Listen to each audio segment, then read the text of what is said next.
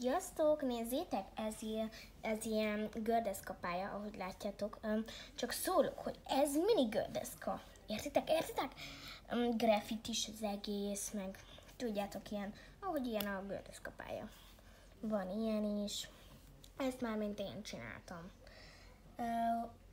Hogyha valakinek nem tetszik, akkor nyomja meg ezt a jelet, és hogyha valakinek tetszik, akkor ezt a jelet, jó?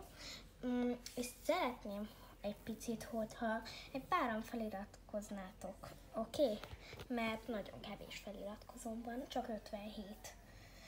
Hát, ha már holnapra engem megleptek, hogy sok feliratkozóm lesz. Na, nézzétek, ez például ilyen gördeszka, és ez úgy működik, vagy hol a start, látjátok a startot, jó? Itt van. És akkor ezt így újjal kell vinni. Látjátok? Igen. És így, hogy van ez?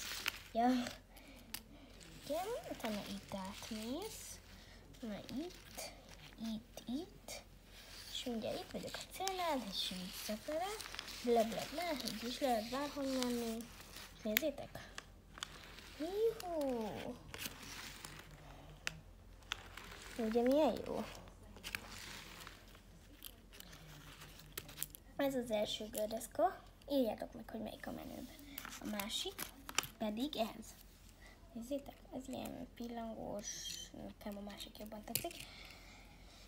Ennek is végig kell menni a pályán.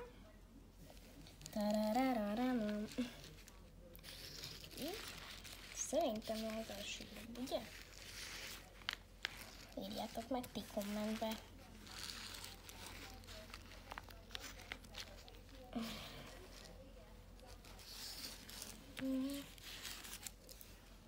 Szerintetek? Mindegy. Nézzétek.